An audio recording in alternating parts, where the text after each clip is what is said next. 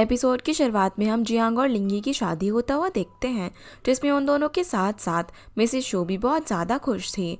वहीं फे फांग के लिए लंच लेकर न्यूज़पेपर ऑफिस गई थी, जिस दौरान फेंग उसे आर्टिकल कंपटीशन में पार्ट लेने को बोलता है। जिसका भी आर्टिकल परफेक्ट होगा उसे फर्स्ट प्राइज देने के साथ साथ उसका आर्टिकल भी न्यूज़पेपर में पब्लिश किया जाएगा। ये सुनकर फे इस कंपटीशन में पार्ट लेने का सोचती है। हो सकता है कि उसे फर्स्ट प्राइज मिले और फैक्ट्री वाले उसके टैलेंट को देखकर उसे यूनिवर्सिटी के लिए रिकमेंड कर दे। इधर चीफ वांग टिंग और 2 एम्प्लॉयज़ को लास्ट ईयर टेक्सटाइल फैक्ट्री के रिकॉर्ड को चेक करके उन पर फैक्ट्री बुकलेट बनाने को बोलती है। उस बुकलेट को बाद में फैक्ट्री पब्लिसिटी के लिए यूज किया जाएगा। अब बाकी 2 एम्प्लॉयज़ तो अपने काम में लग जाते हैं, लेकिन टिंग को समझ नहीं आता कि वो क्या करे, कैसे इस काम को शुरू करे। इसलिए वो लंच टाइम में फे से हेल्प मांगता है, पर वो भी आखिर कब तक उसकी हेल्प करती रहेगी। आखिर जॉब तो उसी की है ना एक दिन तो उसे अपना काम खुद ही करना होगा। वो उसे न्यूज़पेपर के आर्टिकल पढ़कर उनसे इंस्पिरेशन लेने को बोलती है। यहाँ पर फे खुद ही अपने आर्टिकल टॉपिक को लेकर कंफ्यूज थी कि वो किस टॉपिक पर कंपटीशन के लिए आर्टिकल लिखे। तब फेंग उसे जो चीज़ लाइफ को जीने के लिए इंस्पायर करे उस पर आर्टिकल लिखने को बोलता है। ये सुनकर उसे तुरंत ही एक आइडिया आता है और वो अपने आर्टिकल पर काम करने लग जाती है। और फेंग कॉमिक बुक की ड्राइंग्स पर काम कर रहा था। इस बीच दोनों एक दूसरे को प्यार से देखते हैं, एक दूसरे की ज़रूरत का ध्यान रखते हैं।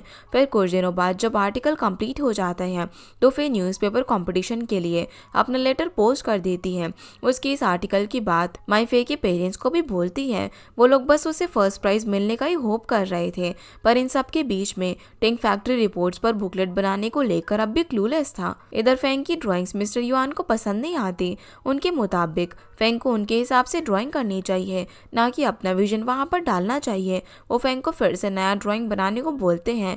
इस बात का फेंग को बहुत ही बुरा लगता है और वो अपनी ड्राइंग्स फाड़ कर डस्टबिन में फेंक देता है। ये सब वहाँ पर मौजूद लिंगी भी देख रही थी और उससे इस बारे में बात करने के लिए जाती है। उसके मुताबिक कभी कभी टैलेंट को सही जगह नहीं मिलती। हालांकि फेंग उससे बात करने में इंटरेस्टेड नहीं था। तब तक वहाँ पर फे भी आ गई थी, इसीलिए लिंगी वहाँ से चली जाती है। फिर जब फेंग और फे घर पर आते हैं तो उन्हें बाहर टिंग मिलता है, जिसे फेंग से कुछ अकेले में बात करनी थी। इसीलिए फेंग उसके साथ कहीं बाहर चला जाता है, जहाँ पर टिंग उसके साथ अपने काम की बात डिस्कस करता है। उसने माना कि फे ने बहुत ही मेहनत से उसकी पब्लिसिटी डिपार्टमेंट में जॉब लगवाई है। उसकी जॉब हायर कैटेगरी की है, फिर भी उसका मन इस काम में नहीं लगता। उसे ये काम समझ ही नहीं आता, उल्टा वो गलतियों पे गलतियां करता रहता है। तब फेंग उसे बोलता है कि जिस काम में उसे खुशी मिलती है वो वही करे, लेकिन स्टेप बाय स्टेप पहले वो जान ले कि उसे क्या करना है, फिर उस काम को करने का फायदा जानकर उस काम को ज्वाइन करे बिना कोई रिस्क लिए। यहाँ पर टिंग को उसकी ये एडवाइस पसंद आती है। अगले दिन अब फेंग फे को उसका आर्टिकल न्यूज़पेपर पर दिखाता है। उसका आर्टिकल पब्लिश हो गया था और उसे फर्स्ट प्राइज भी मिला था। दोनों इस बात से बहुत ही खुश थे, पर उनकी ये खुशी ज़्यादा देर तक नहीं टिकती, क्योंकि आर्टिकल ऑथर पर फे का नहीं बल्कि लिंगी का नाम लिखा था। इस बारे में जब वो दोनों एडिटर लियाओ से बात करते हैं तब लियाओ ने लिंगी का लिखा हुआ आर्टिकल दिखाता है, जो आर्टिकल फे का था पर हैंडराइटिंग लिंगी की थी। उन्हें समझ नहीं आता कि आखिर ये कैसे हुआ। दोनों कंपटीशन में आए हुए आर्टिकल में से फे का आर्टिकल ढूंढने लग जाते हैं, जो उन्हें कहीं भी नहीं मिलता। तब दोनों समझ जाते हैं कि लिंगी ने फे का आर्टिकल गायब करके उसके आर्टिकल पर अपना नाम सबमिट कर दिया था। दोनों लिंगी के पास जाकर इस बारे में कन्फ्रंट करते हैं। हालांकि उसका कहना था कि आर्टिकल उसका है। उसके ऊपर अगर उन दोनों ने झूठा इल्ज़ाम लगाया तो वो उन पर डिफेमेशन का केस कर देगी। वैसे भी उनके पास कोई प्रूफ नहीं है। ये सुनकर फेंग लिंगी से बात करने के लिए उसे फे से थोड़ी सी दूर लेकर जाता है और वहाँ उसे आर्टिकल के बारे में सच बोलने को कहता है। तब लिंगी फाइनली एक्सेप्ट करती है कि उसने फे का आर्टिकल अपने नाम पर सबमिट किया था। आखिर ऐसा क्यों ना करती। उसकी माँ की मौत के बाद उसकी लाइफ हेल बन चुकी थी। उसे फार्म में काम करना पड़ता था, इसलिए फ्रस्ट्रेटेड होकर उसने अपनी लाइफ एंड करने का भी ट्राई किया, पर फेंग ने उसे तब बचा लिया था और अपनी यूनिवर्सिटी सीट भी उसे दे दी ताकि वो फार्म से निकलकर अपनी लाइफ सही कर सके। लेकिन फेंग का यूनिवर्सिटी सीट उसे मिलने के बाद लोग सोचने लगे कि उसमें कोई टैलेंट ही नहीं है। वो तो फेंग की वजह से यूनिवर्सिटी आ पाई, ऊपर से इतनी कोशिश करने के बाद भी उसके आर्टिकल को अच्छा नहीं माना जा रहा था। उसे खुद को प्रूव करना था, लोगों को दिखाना था कि उसमें भी टैलेंट है। इसीलिए उसने जब फे का आर्टिकल न्यूज़पेपर ऑफिस में देखा तब वो समझ गई कि फे को फर्स्ट प्राइज मिल सकता है। जिसके बाद उसने उसका आर्टिकल अपनी हैंडराइटिंग से दूसरे पेपर पर लिखकर अपने नाम से सबमिट कर दिया और फे का आर्टिकल फाड़ कर फेंक दिया। उसे सिर्फ अपना नाम बनाना था, खुद को टैलेंटेड प्रूव करना था, जिसके लिए वो कुछ भी कर सकती है। ये बोलकर वो वहाँ से चली जाती है। वहीं टिंग अपना काम करने की बजाय कुकिंग बुक पढ़ने में बिजी था। तभी चीफ वांग वहाँ पर आकर उसे डांटती है। एक तो वो अपना काम इतना स्लोली कर रहा था, ऊपर से काम में इतनी गलतियाँ भी कर रहा था। इसलिए वो टिंग को रिपोर्ट्स की बुकलेट फिर से रीराइट करने को बोलती है। साथ ही अगर उसे इस काम में प्रॉब्लम हो रही है तो किसी ज़रूरतमंद को उसकी पोस्ट देने को बोलती है। उसके बाद जब टिंग घर जा रहा था तब मिस्टर ली उसे फिर से फ्राइडे को उनके रेस्टोरेंट पर काम करने आने को बोलते हैं। टिंग को वहाँ पर जाने का मन तो था, लेकिन वो माई और फे से डर रहा था क्योंकि दोनों ने उसे अपनी जॉब पर ध्यान देने को कहा था। इधर फे और फेंग रात को न्यूज़पेपर ऑफिस का डस्टबिन चेक करने के लिए जाते हैं, जहाँ उन्हें थोड़ा ढूंढने पर फे के फटे हुए आर्टिकल के टुकड़े मिल जाते हैं। साथ ही उसे वहाँ पर फेंग की कॉमिक ड्राइंग भी मिलती है जो उसने डस्टबिन में फेंक दी थी, लेकिन फे उन्हें संभाल कर बैग में रख लेती है। अगले दिन न्यूज़पेपर प्रेसिडेंट फू के सामने फे और फेंग लिंगी की सच्चाई बताते हैं और उन्हें आर्टिकल की टुकड़े प्रूफ के तौर पर दिखाते हैं। उस आर्टिकल पर न्यूज़पेपर का स्टैम्प भी लगा था, मतलब कि फे का आर्टिकल ऑफिस तक पहुंचा था और एडिटर उसे चेक करने ही वाले थे। लिंगी पहले तो इस झूठ से इनकार कर रही थी, पर एंड में उसके मुंह से सच्चाई निकल जाती है, जो सुनकर प्रेसिडेंट फू से बहुत ही नाराज थे और लिंगी रोते रोते उनसे माफी मांग रही थी। प्रेसिडेंट फू तो लिंगी को सजा देने के लिए तैयार थे, लेकिन फे किसी को सजा नहीं देना चाहती थी। उसकी काइंडनेस देखकर लिंगी को खुद पर और शर्म आती है, इसलिए वो उसे माफी मांगती है। तभी फे उसे खुद पर प्राउड करने को बोलती है, क्योंकि बहुत सी चीजों में लिंगी उससे बेटर है, इसलिए तो मिसेस शू ने उसे बहू चुना था। अगले दिन उसी आर्टिकल को फिर से पब्लिश किया जाता है, उसके ओरिजिनल ऑथर फे के नाम से। साथ ही न्यूज़पेपर पर फे के लिए अपॉलजी लेटर भी लिखी जाती है। फैक्ट्री के सभी लोग फे के आर्टिकल की तारीफ कर रहे थे, जिससे वो काफी खुश थी। इसी बीच वांग फे को उसके भाई का जो फैक्ट्री रिपोर्ट बुकलेट का काम है उसमें हेल्प करने को बोलती है। तब फे वांग से प्रॉमिस करती है कि वो आज ही उसे अच्छे से काम समझा देगी, लेकिन टिंग तो वहाँ पर मिस्टर ली के साथ उनके रेस्टोरेंट में कुकिंग करने के लिए चला जाता है, जिन्हें एक साथ जाता हुआ लिन देख लेती है और उसे टिंग पर शक होता है क्योंकि वो फैक्ट्री आवर्स खत्म होने से पहले ही निकल गया था। टिंग मिस्टर ली के साथ एक शादी का खाना बनाकर आ रहा था, जहाँ पर उनकी कुकिंग को बहुत ही पसंद किया जाता है और उन्हें ज़रूरत से ज़्यादा पेमेंट दी जाती है। इस वजह से मिस्टर ली भी उसे ज़्यादा पे करते हैं और फ्यूचर में इसी तरीके से एक्स्ट्रा इनकम के लिए उनके साथ पार्ट टाइम कुकिंग का जॉब करने की एडवाइस देते हैं। दोनों खुशी खुशी वहाँ से चले जाते हैं, लेकिन उनकी सारी बातें दूर खड़ी लिन ने सुन ली थी। वहीं फिर न्यूज़पेपर पर पब्लिश हुई अपने आर्टिकल अपनी स्कूल टीचर को दिखाती है।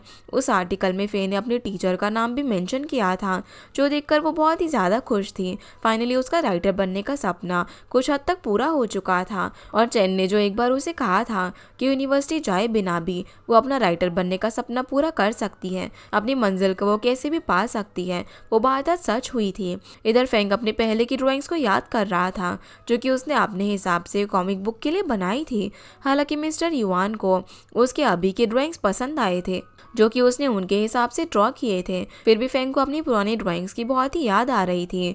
तभी उसके पास फे आती है, जो कि उसे एक लैंप गिफ्ट देती है। उस लैंप पे उसने फेंग की वही ड्राइंग चिपकाई थी और अब जब भी वो दोनों उस लैंप को ऑन करेंगे तो उन्हें फेंग की वही ड्राइंग दिखाई देगी। फे को वो ड्राइंग न्यूज़पेपर ऑफिस के डस्टबिन से मिली थी। उसके हिसाब से वो ड्राइंग्स बहुत ही अच्छी है और उन्हें वेस्ट नहीं करना चाहिए, इसीलिए उसने उन ड्राइंग्स को इस लैंप में संभाल कर रखा है। ये देखकर फेंग को बहुत ही अच्छा लगता है। वो फे के कहने पर खुद एक फिल्म का एक्ट करके उसे फिल्म दिखाने लग जाता है। फिर दोनों एक दूसरे से प्रॉमिस करते हैं कि लाइफ के किसी भी मोमेंट में भले ही दोनों खुश हो या फिर दुखी हो, दोनों एक दूसरे का साथ नहीं छोड़ेंगे, दोनों एक दूसरे का सहारा बनेंगे और एक दूसरे के लिए स्टैंड लेंगे। अगले दिन फैक्ट्री में लिन मिसेस शो को टिंग और मिस्टर ली की पार्ट टाइम कुकिंग जॉब की बात बता देती है, जो सुनकर मिसेस शे गुस्से में टिंग और मिस्टर ली को अपने ऑफिस में बुलाकर बहुत डांटती है कि आखिर दोनों फैक्ट्री का काम छोड़कर पार्ट टाइम जॉब क्यों कर रहे हैं, अपनी रिस्पॉन्सिबिलिटी क्यों नहीं निभा रहे। अगर इतना ही उन्हें कुकिंग करने का शौक है तो दोनों जॉब से निकल जाए।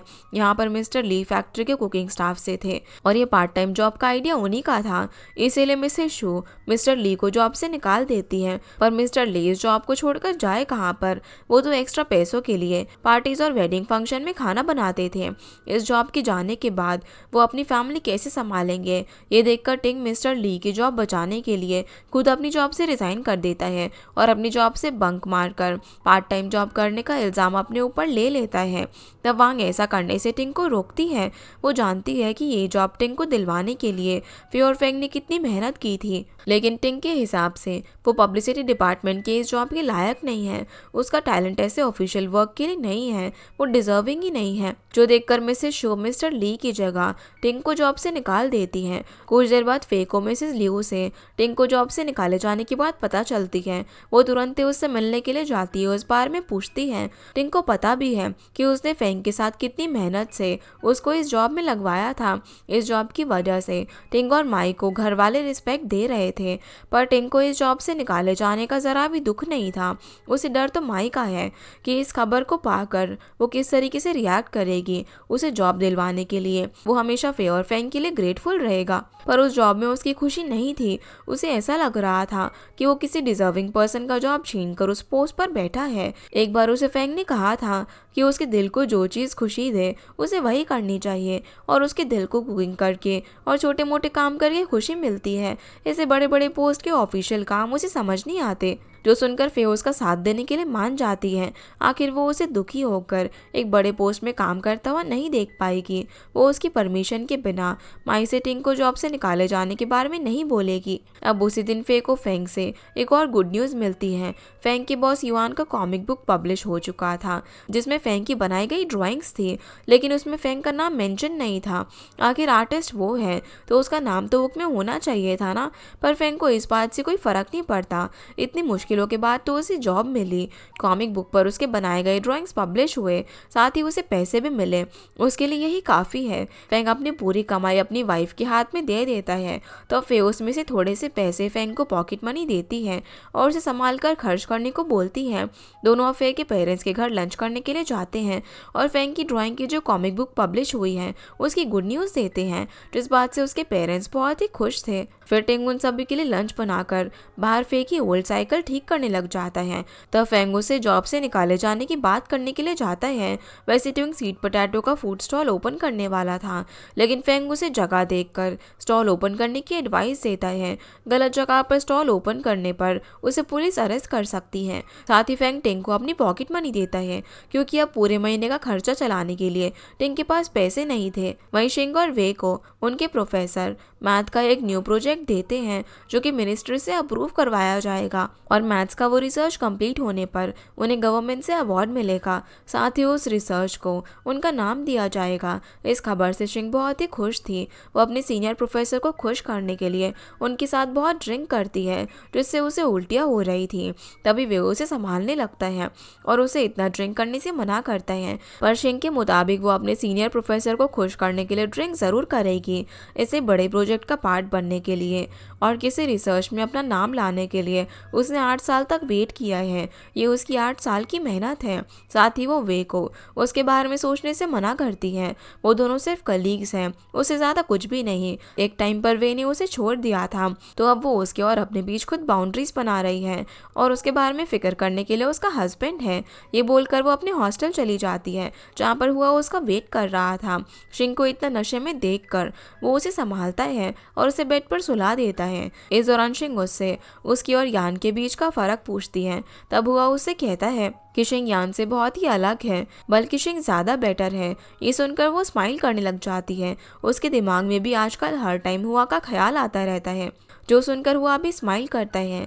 अगले दिन शिंग को कल रात की कोई भी बात याद नहीं थी और ना ही हुआ उसे कोई भी बात याद दिलाता है। सिर्फ उसके लिए ब्रेकफास्ट लाता है और अगली बार से ज़्यादा ड्रिंक करने से मना करता है।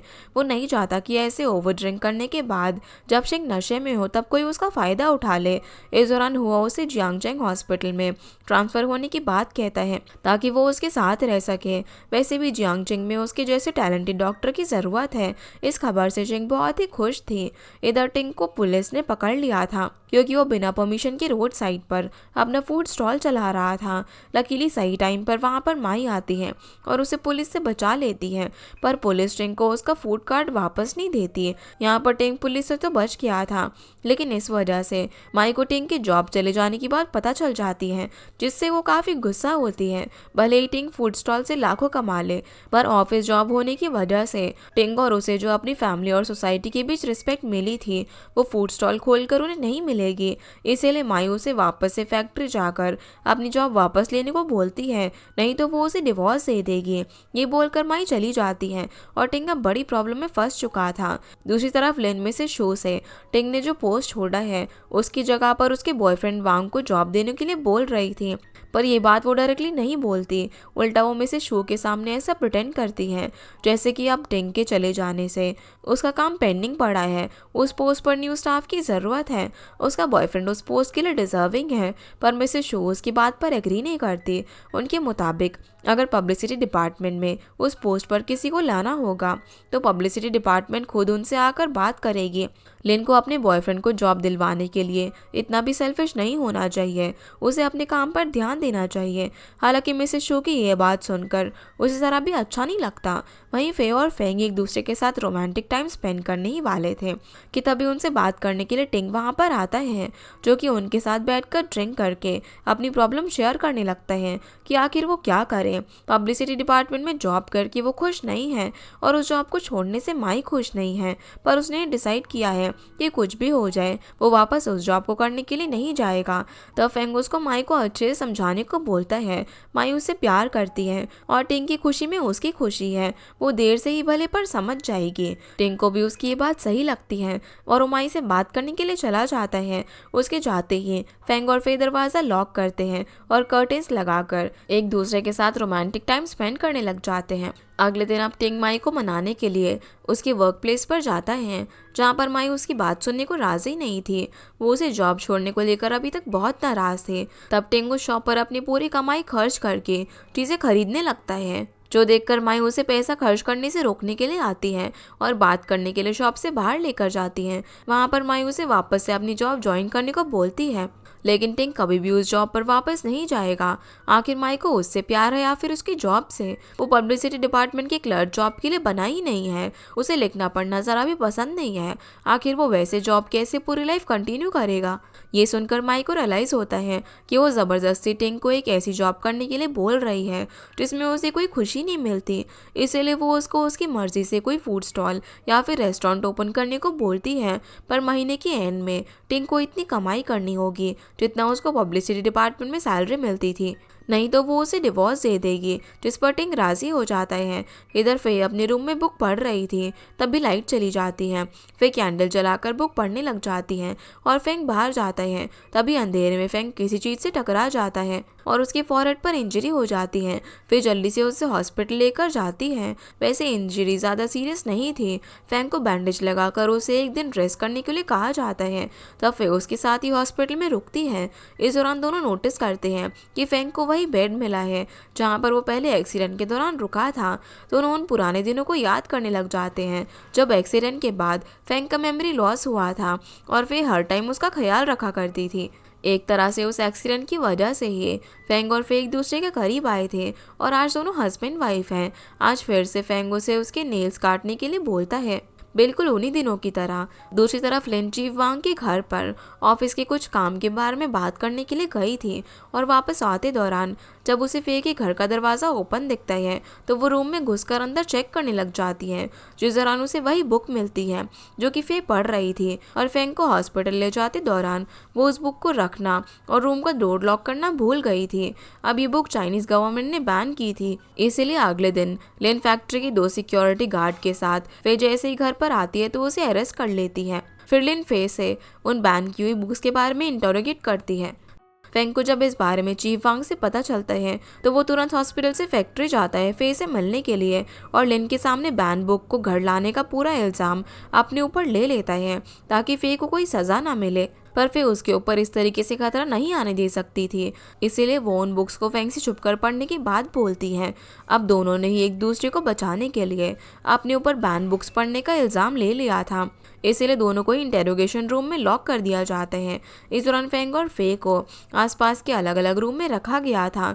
तब फेंग फे को अपने ऊपर इल्ज़ाम लेने से मना करता है। उसने खुद बैन बुक्स पढ़ने का इल्ज़ाम अपने ऊपर लेकर कन्फेशन पर साइन कर दिया था, पर फे ने भी ऐसा ही साइन करके अपने ऊपर इल्ज़ाम ले लिया था। अगले दिन अब लिन यही बात मिसेस शू को बोलती है। वो चाहती थी कि मिसेस शू फे को काम से निकाल दे, साथ ही वो उसे फैक्ट्री से निकाल कर मीडिया को बुलाकर उसे एक्सपोज कर दे। लेकिन मिसेस शू के मुताबिक ऐसा करने से उनकी फैक्ट्री की इमेज के साथ साथ उनकी इमेज पर भी बुरा असर पड़ेगा।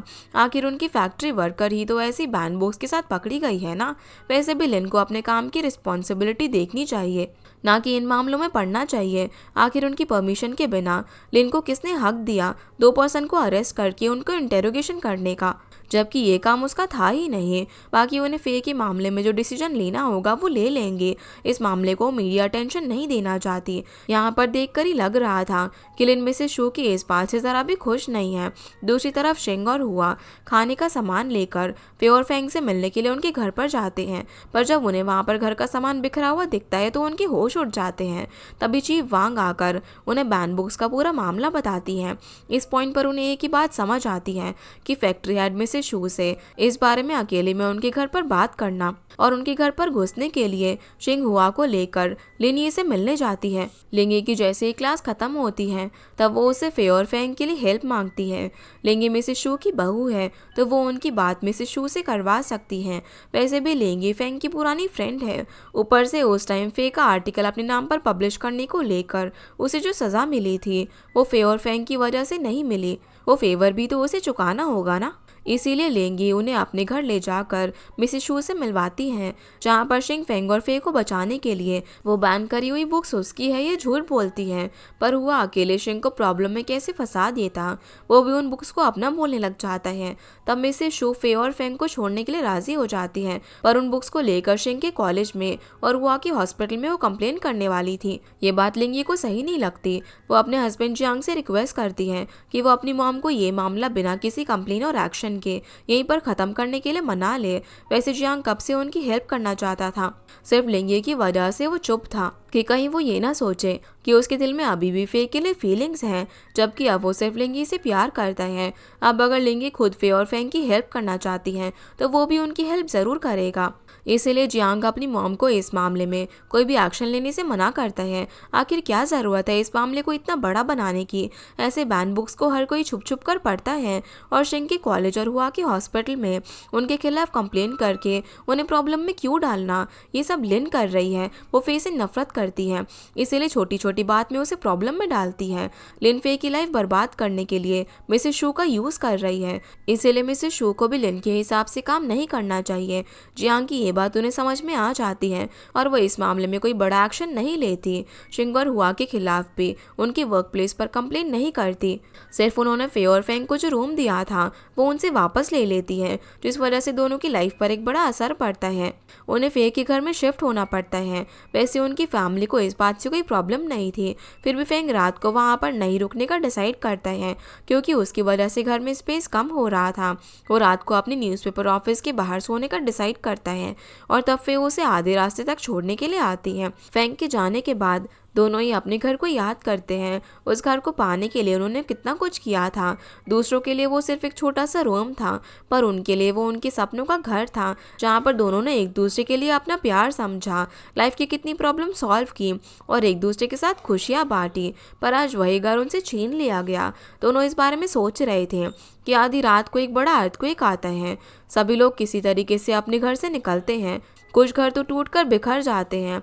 इस दौरान एक बच्चे के ऊपर छत गिरने वाली थी, जिसे फे बचाने के लिए जाती है। उसी टाइम छत नीचे गिर जाती है। कुछ देर बाद जब अर्थक्वेक रुकता है तो फेंग वहां पर आकर फे को ढूंढने लग जाता है। लकीली वो सही सलामत थी। फेंग उसे गले लगाकर खुद को शांत करता है, लेकिन खतरा अभी टला नहीं था। अर्थक्वेक के बाद एक बड़ा सा तूफान आता है। इस टाइम पर घर के अंदर रहना भी सेफ नहीं है। पता नहीं अर्थक्वेक फिर कब आ जाए और कब कौन सा हिस्सा टूट जाए। इसलिए फेंग की एडवाइस मानकर सभी लोग खुले एरिया एरिया में ही शेल्टर बनाने लगते हैं। कुछ सामान लेने के लिए फेंग अकेले घर के अंदर जाता है, पर फे भी उसके साथ उसकी हेल्प करने के लिए आती है। लकीली तूफान आने से पहले ये शेल्टर बनकर रेडी हो गया था और सभी लोग शांति से वहाँ पर सो गए थे। पर कुछ देर बाद जब फे अपनी नींद से जागती है तो उसे फेंग कहीं पर भी नहीं दिखता। वो फेंग को ढूंढने के लिए बाहर जाती है, जहाँ वो देखती है कि उसने फे के लिए एक पर्सनल टेंट बनाया था जिसके अंदर एक छोटा सा बेड भी था। साथ ही उस टेंट में उसने फे का घर एक पेपर पर लिखकर लटका रखा था, जो देखकर वो काफ़ी इमोशनल होती है। उसे उनका वही रूम याद आता है, लेकिन इस पॉइंट पर वो फेंग और अपनी फैमिली के साथ ही सेफ थी। उसके लिए बहुत ही बड़ी बात है। कुछ देर बाद अब मिसेस शू फैक्ट्री की तरफ से अर्थक्वेक को लेकर अनाउंसमेंट करती है। वो सभी को सेफ रहने की एडवाइस देती हैं और अब सिचुएशन ठीक होने तक वो फैक्ट्री की तरफ से फैक्ट्री वर्कर के साथ साथ उनकी पूरी फैमिलीज को भी खाना प्रोवाइड करेगी। इधर फैक्ट्री का काम बंद नहीं हुआ था, इसलिए फे अपने काम पर चली जाती है। दूसरी तरफ टिंग माई के पेरेंट्स का ध्यान रख रहा था, लेकिन माई के पेरेंट्स उसको अपनी जॉब पर जाने को बोलते हैं। तब टिंग जॉब छोड़ने के बारे में बोलने ही वाला था, पर माई उसे रोक देती है और अपने पेरेंट्स से झूठ बोलती है कि टिंग ने अर्थक्वेक की वजह से छुट्टी ली है और अभी उसका ऑफिस में ज़्यादा काम नहीं है।